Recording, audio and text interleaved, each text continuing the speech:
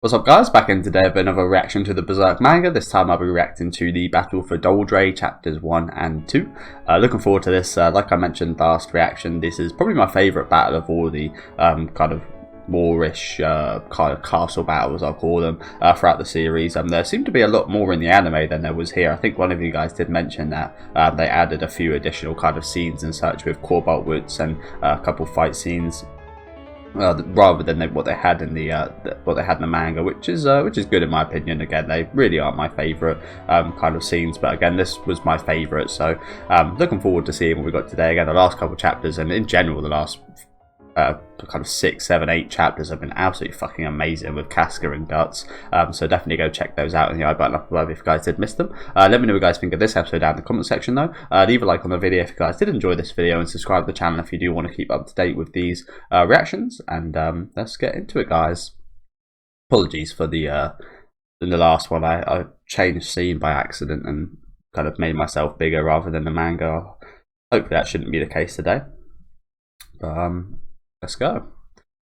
So, all of you are aware, this 100-year war was initiated by Tudor's invasion into our kingdom's territory. The fortress of Doldrey originally belonged to us for several hundred years and was pivotal to the defence of our border. But in the 100 years since it has fallen into Tudor hands, ironically it has become the most important base of operations for their invasion against us. So we're just going over the plans right now. Griffith there, of course, obviously stands out the most out of anyone in the scene, doesn't he?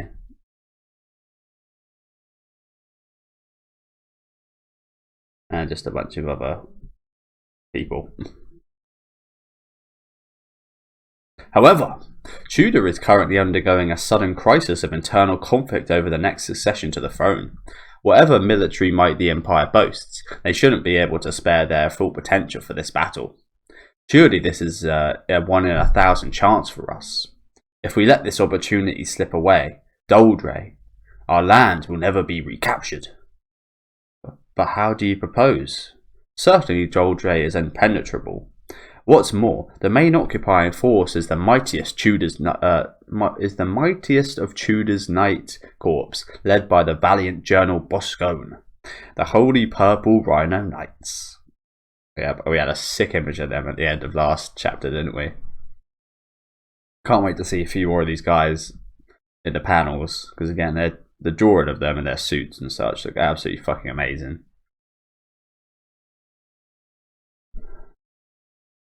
Yeah, I don't think I think this might be another kind of short episode like last one for different reasons. Last one was just in general the chapters were reasonably short. In this one, I'm probably not going to rush through, but I'm probably going to go a little bit quicker because again, I don't really care all that much for these kind of battles. Even though this is my favorite, again, it's still not one of my.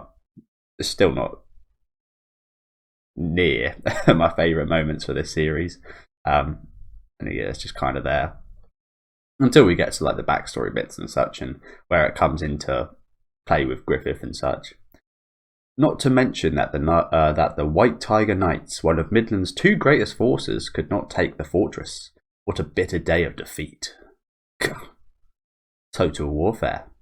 So it's the only choice. It's perilous. In the current campaign of the primary force of the White Tiger Knights has already been reduced by almost 4/10. There is no guarantee that even all-out war would cause Doldrey to fall. If we aren't careful, we could be wiped out. Moreover, if the siege drags out, the inevitable result would be a pincer attack by the enemy with when their main force flanks us.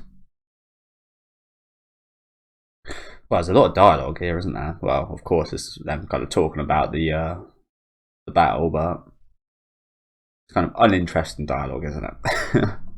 If we look at it overall, this campaign is a victory. Is there really any reason for us to pursue such a dangerous gambit?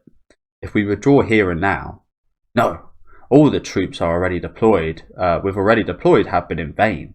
The final objective of this campaign has always been the capture of Doldrey. Failing that, there's no chance of reclaiming our territory. But now that we've lost the White Tiger Knights, who, as Griffith just looks on, how about you, Sir Griffith? The victor that you are, do you think there's anything you could do this time? If I were so ordered. I jest, of course. I think that means he's joking. Jest. Not 100%. But I think I remember jesters being like kind of clowns and jokers. And I think that's the case. However much of a godsend you're considered on the battlefield, there are some things one can't do, eh?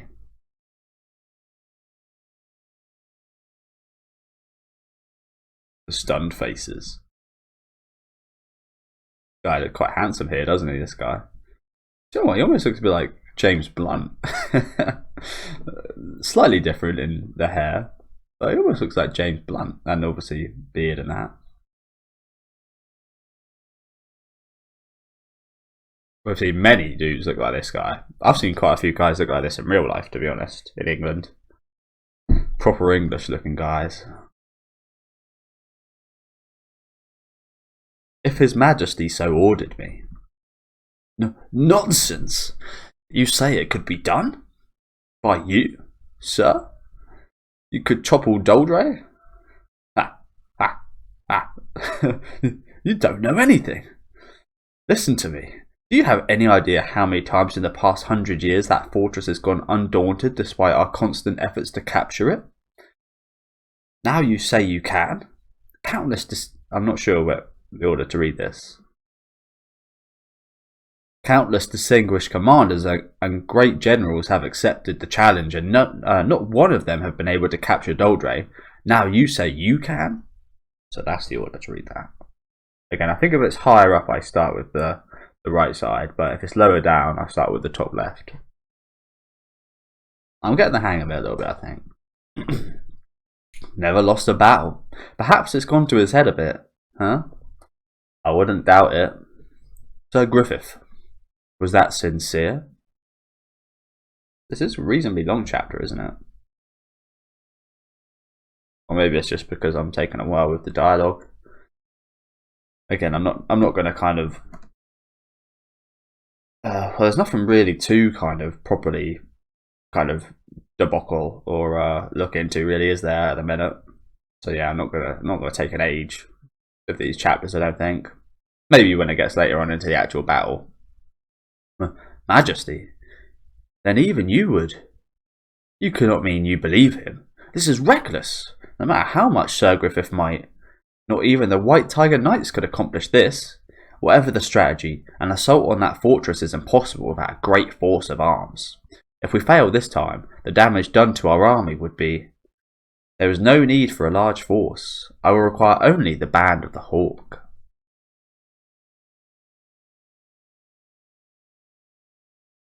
Ludicrous! With at most 5,000 cavalry, you would take on the fortress occupying force of 30,000? You push your luck, young man. The main path of strategy is consistently to confront less with more. Don't think your clever little plans will work forever. Wow, this guy is literally just numbers. All he believes in is numbers. What these weird little like dog feet on his fucking armor. That's probably some of the worst armor we've seen in the series. Oh, it's like he's got like tiger feet. I was thinking about that when I saw this scene. That tiger skin back. He's got their feet on his shoulders. Again, strange choice. Very strange choice. It's not very intimidating at all, is it, having a tiger's feet? Maybe their heads. That would be quite cool looking and scary. And intimidating, but their feet. You just turn people on nowadays. No way the world's changing. Get people horny. Come, why don't we allow this to pass without making such a fuss, General? At this point, it seems whatever path we choose, we may have no option but total warfare. Before that, allowing a single force to attempt a clever plan should not be any significant impact on the morale of the entire army. See, I knew this guy was handsome for a reason. Besides, until now, there have been many groups of enemies outnumbering them that were yet defeated by the band of the Hawk. Nothing says there is no chance this can. Doldrey isn't so soft a target. Majesty, your decision.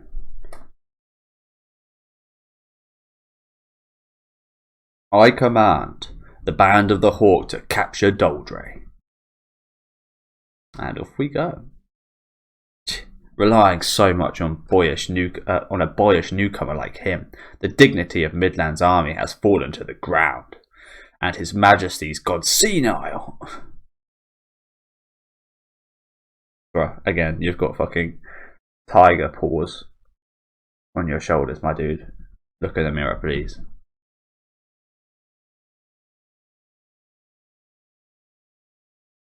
Oh well, I suppose that's how it would feel to lose your own forces. You really seem to have bought into the White Hawk, Sir Laban. Now to see whether or not he lives up to your expectations this time. Come, I simply stated the truth as it stands, Sir Owen. Besides, if he can't do that, I doubt there's anyone in Midland who can take Doldrey. Certainly. I reckon this is Michael Owen's great-great-great-great-great-grandfather. Any of you guys that follow football, this is one of the Owens. I think he's quite clearly English, isn't he? He looks very English. Yeah, actually it looks a little bit like Michael Owen, so might be a little reference perhaps. Although I think this might have... Yeah, this probably came out before the heyday of Michael Owen, I think.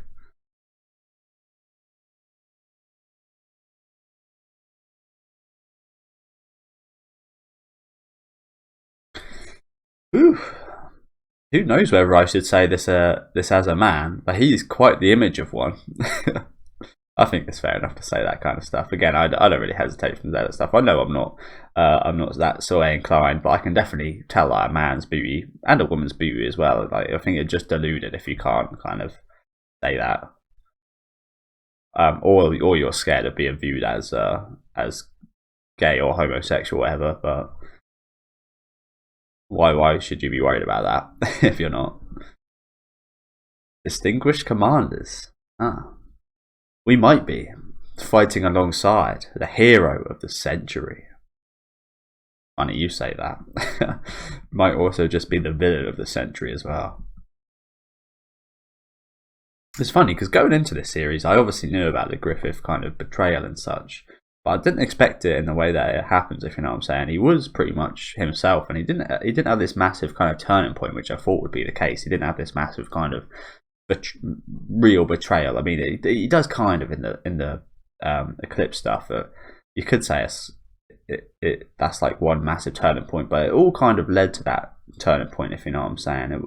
It really wasn't that much of a massive kind of thing. It was always leading up to that, if you know what I'm saying.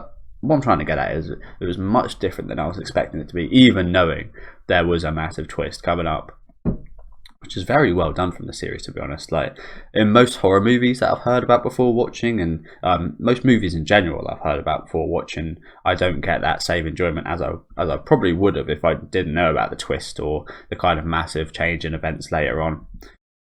Not that it's happened all that much, but I think it truly says how good a series is if you know about it, and it's still just as fucking sick as it would have been if you didn't know.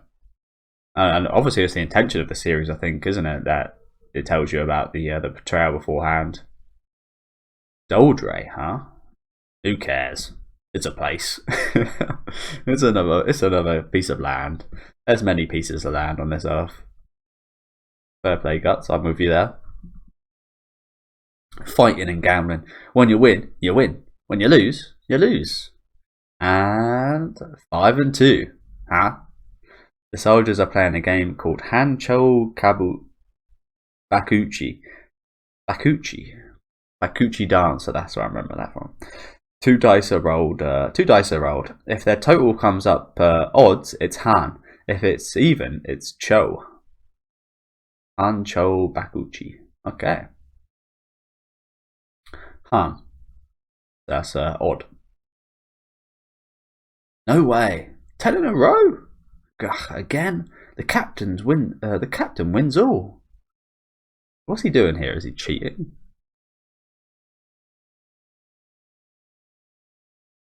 I've got some wicked bad luck. That does it. I ain't giving up until I break even. You should never gamble like that. Well, you shouldn't gamble in general anyway. I'm not really much of a gambler. Don't get me wrong, I used to gamble a little bit. And I used to really like really like what's it called, poker. I'm quite good at poker as well, I won't lie, because I've mentioned this a few times. I'm really good at reading people. I'm especially good at poker in real life. I'm really good at reading people and their emotions and the kind of vibe that's coming off them, even if they're trying to hide it. I'm really good at that kind of stuff, like the tone of their voice, and especially if they're trying to lie about stuff. So yeah, I'm quite good at poker. I've won. I haven't played it all that much in real life, but I've won every real life tournament I've played in, even though it's not been real kind of tournaments in kind of clubs or anything, but with my friends, just kind of put money in a pool. Won every single one of those. Obviously, I know my friends quite well, so that's that was probably one of the reasons I did win. But I feel like I'm pretty good at the game. I've never made a loss on chess. If I played it online, for example, that's the thing with gambling and myself. I never play unless I'm guaranteed some money. Like, why would you play if you can if you're almost guaranteed to lose all that you put in? Why would you ever play? So I don't really play that much nowadays, to be honest. Again, if I do play, it's with kind of not real money. It's just for fun. I've always been like quite good at maths and such, so it's a game I kind of knew I'd enjoy as soon as I got into it. Not that there's kind of much maths involved, but get back to the story now. But yeah, little tip: don't ever fucking go in with the mindset of if you're losing, break even, just quit, just finish. 3 months' wages? What's up? You got something on your mind? Oh, no. Don't worry. We've all done stuff like this so many times already. Mr. Carmen composed himself, volunteered for this. The odds must be in our favour, right? I just hope he stays calm and composed. He will be facing an old, not really sure what to call, an old rapist. What? What I told you that time. How the Hawks got involved in a territorial dispute a long time ago. Come on, Cho. You bet your ass, Cho. My life for a Cho. Right. The nobleman I mentioned has promoted himself by the way of his own financial assets. He's supreme commander on the front lines for a certain empire. Hey, don't tell me. Look at these guys all begging for an even number. Not right, they look quite creepy. Just staring at the floor like that. Eyes wide open. That again, I can understand. I think that's Thingy again, isn't it? I can't remember his name. But the main one of Guts' men. Gaston. Gaston. Again, how could you forget that name? Cool last name, isn't it? I'm not sure if that's like a Uruguayan name. I can't remember where the origin of that name is from, but might be Uruguayan. Governor General Genon, Supreme Commander of the Tudor Empire's Northern Battlefront. That's his current title. As we move over to that castle. But no injuries at all, naturally. That's why they call me Adon, the invincible, resourceful general. Would I be beaten that easily? Who said that? You're definitely tenacious. With the secret technique passed down through my Koboltwitz family for several hundred years, Kasatsu Jizai, playing dead, at my disposal, I have no trouble deceiving his eyes. So that's how he got out of that one. Just lay down. No respect for himself at all, just lay down pretending to be dead. Wow. But still, that brat, the next time we meet in battle, he won't escape me. Grrr. For shame, Adon. Why, it's Your Grace, General Boscone.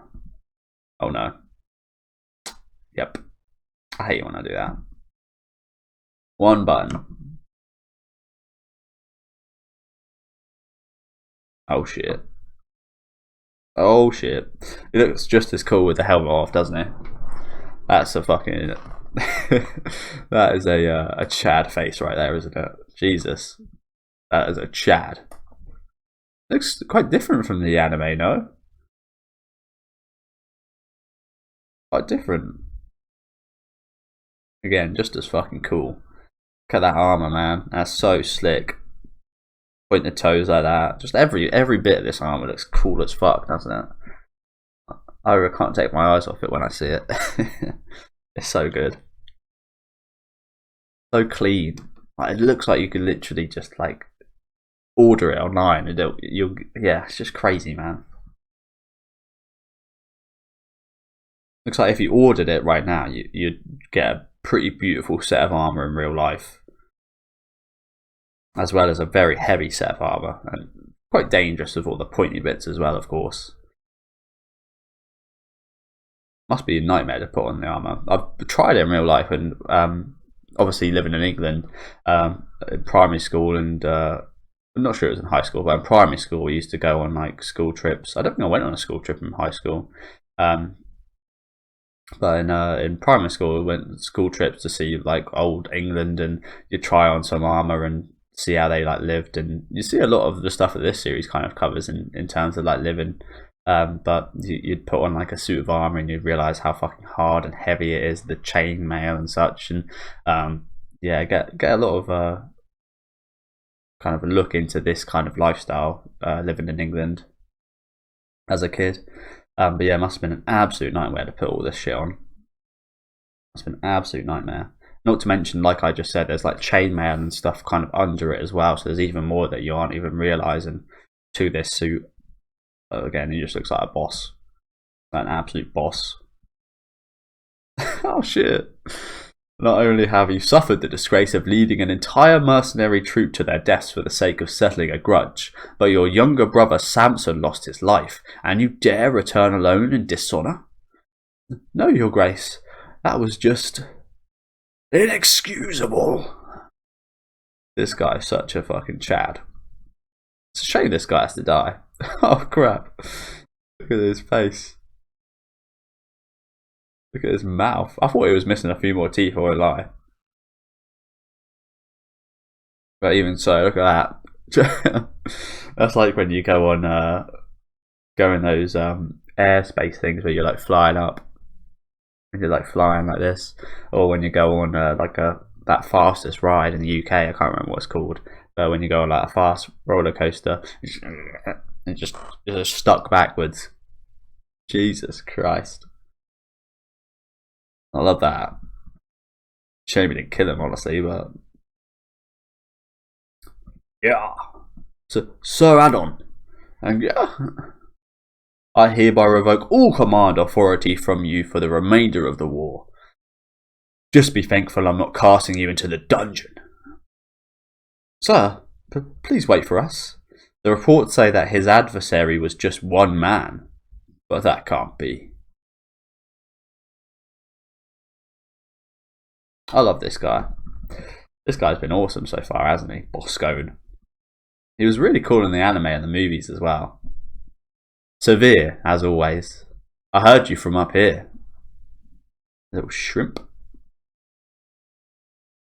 Oh, that's quite funny actually. Little shrimp. Is that in relation to Griffith maybe, and the kids this guy raped perhaps? The little shrimps. Quite filthy if it is. Forgive that momentary indignity. That aside, a spy report. Sorry, I'll try again. That aside, a spy report just came in regarding the second force attempting to capture Doldrey. Sir, you know them well, as well, yes? The Band of the Hawk. Oh ho! Well now. You seem pleased. No, it's not that. I have simply heard that the Band of the Hawk has never been defeated. They seem more challenging than enemies of great number or fame. By the way, there's something I must tell you before the battle begins, sir. The leader of the Hawks, the White Hawk, you mustn't kill him. Take him alive and bring him before me. Yes.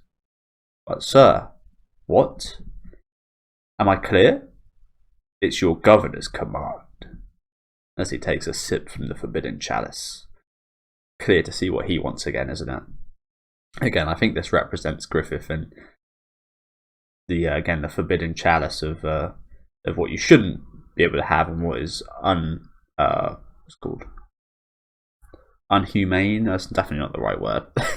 What is inhumane to have and what is wrong to have, and that being a sip of Griffith and having sex with him, and he wants to drink from that forbidden chalice again, quite obviously. I think that's what this scene here is trying to represent. Again, it's amazing how you can like interpret some of these scenes. You could just see it as he's taking a drink from the glass, which is what I saw it as both times. I saw it both in the anime and the movies, but again, this time I think I understand the kind of meaning behind this. That kid looks a lot like Griffith right there, doesn't he? Or she. But yeah, I think that's what they're getting at here.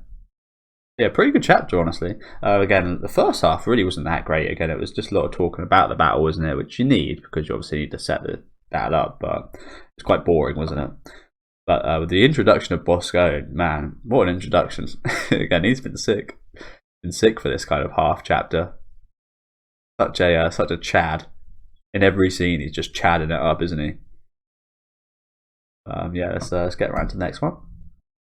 Okay, so I've got no idea where this is. Maybe this is where Guts was born. Maybe this is the tree that his mother was hanging off of. Or maybe this is the tree he was talking with Casca at. Or maybe this is the tree he was leaning on. No, it's definitely not the tree he was leaning on when he beat those 100 men. That's in a forest, but this could be a number of trees. It could just also be a random tree. You know what? I've almost got a feeling that's the tree that he was born on. Actually, no. I think that tree was in a forest as well, wasn't it? Who knows?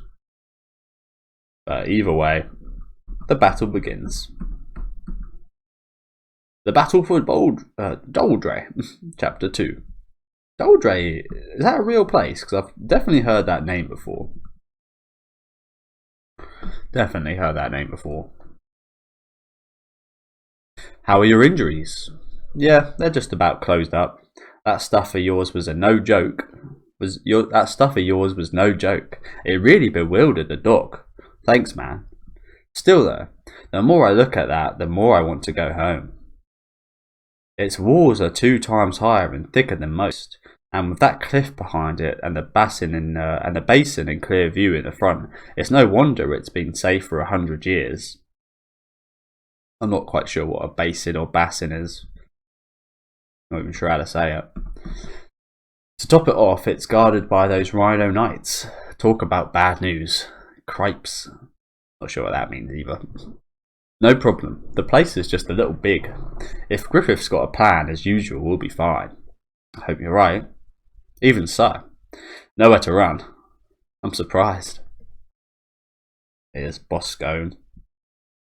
Another fucking badass shot. Every shot they're going to show this guy is just going to be badass as fuck, isn't it? Dude, look at his horse as well. Breathing out steam. That is a scary sight. It just looks so cool, man. Again, I could literally just stare at this shot for like 5-10 minutes. I won't, because I literally done that with the last one. So I will quickly go downwards before I end up staring at it. The White Hawk. What's he planning? Placing his men with their backs to the river. Knows he nothing of strategy? That is a very English way of saying stuff. Knows he nothing of strategy? It's almost like Old English is almost a bit like how Yoda talks, but not quite as Yodery. Rather, a mediocre officer would be incapable of accomplishing such an apparently foolish pretense. Very well. However, he's calculated his plan. Their numbers will only last so long in the end. I shall simply confront him, head on. However, I know, right? The fact that this guy controls this army is just their total defeat, isn't it? Like, these guys would easily win, I think, if Boscone was in charge of all this. I think the Band of the Hawk would be done. Griffith would be done. There'd be no story to go on from here, would there? Maybe we just follow Boscone for the rest of it. Honestly, not too bad an idea. Would be probably pretty boring. But this could have just been the end of it all, if you know what I'm saying. The governor's partiality. The governor's partiality. Is there some sort of connection between those two? or else I haven't the time to deal with the governor's petty vulgar tastes. I am no more than a man of arms, and my mission is ever simply to defeat the enemy. Whether the enemy general lives or dies is the fortune of the moment. See, that's a smart way of doing things. Like, take him alive if possible, but my dude, we're in a fucking war. If I need to kill the enemy general, I'm killing the bastard. If it comes down to it. The White Hawk. To think that I would live to meet him by chance once more. What splendid fortune. That one night, even now I can't forget. Here's fine wine. Ugh, you never want to be referred to as fine wine. That's just cringe, isn't it? I mean, the context is like just disgusting, but just even if that was just like a normal sentence, that is just cringe. Fine wine. And I think that goes with what I said at the end of the last chapter as well, with him drinking the forbidden chalice, the forbidden wine. Worth the value of his weight in gold. An intoxicating phantom. The burns of that night still do not heal. I swear I will have you once more, lover. And what the fuck? I don't understand it. What is enticing about that? What makes you want to do that again? I don't understand.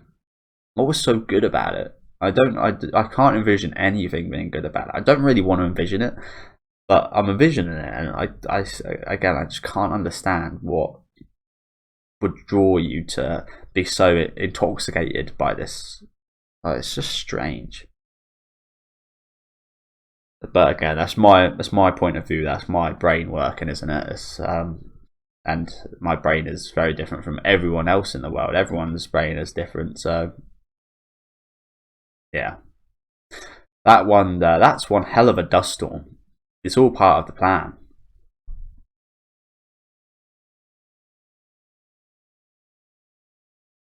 Are you alright? Yeah, this guy's been even more disgusting so far in the manga here, hasn't he?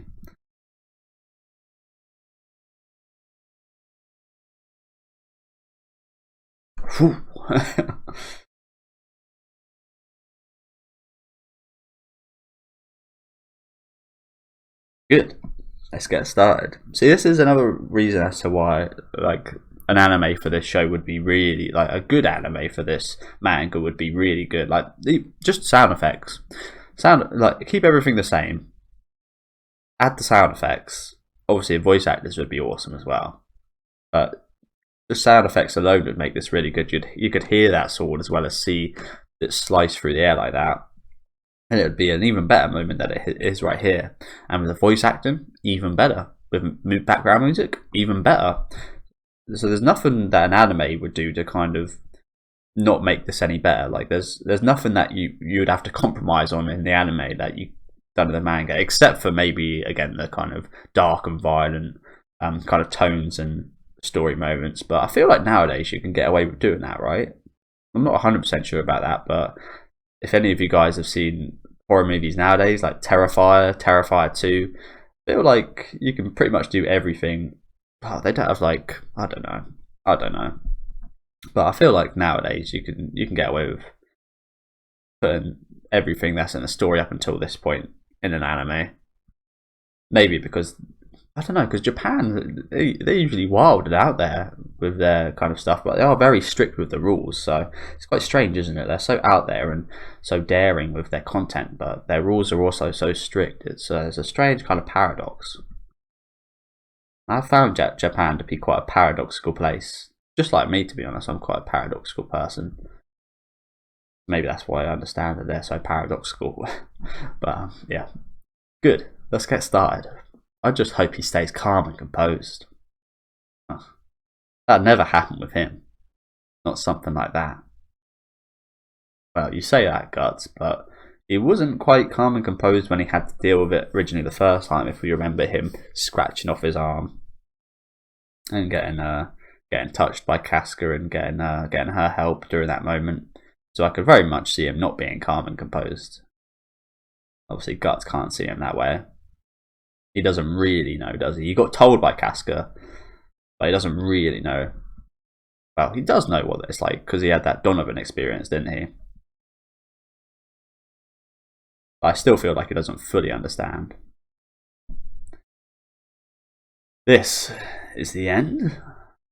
It's probably the last time I swing my sword beneath this banner. First unit, advance!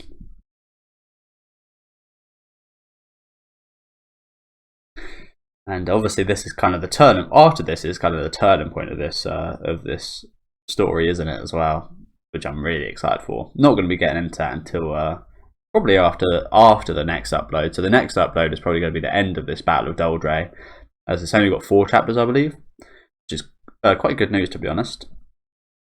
Only got 4 chapters, so I believe after that is when the kind of turning points of the story arise, and I feel like we're quite close to the eclipse. So I can't wait to see that in its manga form. But I'll keep it together. I'll go into battle as captain of the Hawk Raiders. Nothing else. Draw swords. Vanguard. Charge. This is a cool shot of Griffith. Kind of bottom down. Downward shot of him. Leading the charge. We've got another one. The enemy's moving. The Vanguard is a force about 2,000 strong, directly controlled by Griffith. He's divided his already small force into 2, with the leader himself at the fore. I think that's when he says 4. I think that's like forefront, meaning the front. The fool. I don't know what kind of trick he means to pull, but the challenge of the Holy Purple Rhino Knights personally, with at most 2,000 behind him, it's like the hare leaping into the tiger's mouth. So be it. We will meet you. All troops forward. Destroy the enemy first wave. The enemy's first wave. As we can see them, I think that's Griffith right there. And we can see them moving in. Even the small knights have got pretty cool armor pieces, haven't they, with these horns at the top. Obviously, Boscone is just a different animal, but yeah, these guys' armor's still really cool, isn't it? I love how they got a little. Well, they got armor for the horses, but they got little armor pieces for their ears as well. That's pretty nice. Pretty caring. More caring than you'd imagine. You would have thought that they wouldn't even bother because it's just going out of their way to protect a small part of a horse. If a horse did lose its ear though in the battle, you would imagine it going pretty crazy though, if you know what I'm saying, like writhing in pain and losing control. So a smart idea, to be honest. Ah, so those are the fabled band of the Hawk Raiders. Amusing. We are the foremost unit of the Holy Purple Rhino Knights, whose charge has never once been halted. Do you know what? I didn't even realise that. It suits them really well, doesn't it? Because rhinos, you can't really stop a rhino charge, can you? Can you name any animal in the world that can stop a rhino charging? No, I can't. Maybe an elephant. I feel like even an elephant probably couldn't stop. Maybe head on. I'm not sure. But yeah, very little things probably can stop a rhino charging. So that's quite fitting, actually, isn't it? That's the name of this army, this unstoppable kind of force. I never really noticed that. Again, it's funny how much more you kind of notice when you're reading it rather than when it's animated and such. I think it's because those little moments are just so fast when it is animated. Maybe that is something you do lose out on. What I was talking about before. Maybe that is something that you do lose out on when you do adapt this to an anime. The pure detail. But if you really wanted to, unlike me, who just kind of watches it once through on YouTube and reacts to it with a first reaction, you could pause it and go back and such, like I do on my own time. So, yeah. You're no match for. Does it just get sliced? Oh shit! This shot here is sick. There goes his arm and his head. As we slice another one as well. Look at this already.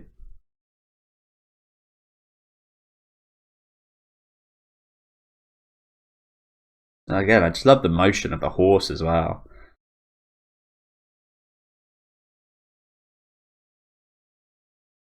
So well done. One of the enemy units is breaking through to our center. They aren't stopping? Huh. One strong push to the center to kill the general, so that's his scheme. Here he comes. Guts versus Boscone.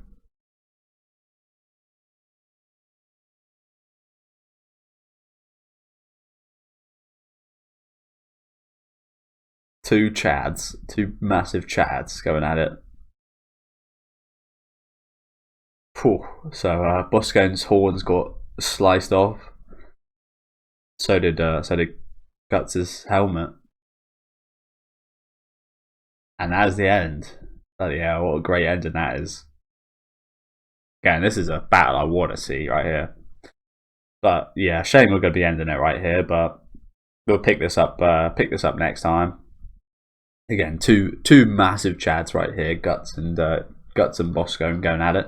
Thank you guys very much for reading this with me. Again, some really awesome scenes in a couple chapters today. Like I mentioned, the first half of the first chapter we read was really quite boring, wasn't it? Just kind of setting out the foundations for the battle. We've already seen the foundations set out for twice already, so again, kind of went through that pretty fast, but. Other than that, the rest of this chapter, as well as the second half of the last chapter, was awesome, wasn't it? Again, more General Boscone, which I'm all here for. Again, loving this guy, loving him much more now than ever did in the anime or the movies. This guy seems even more kind of cracked up and dirty than he ever seemed in the anime and movies as well.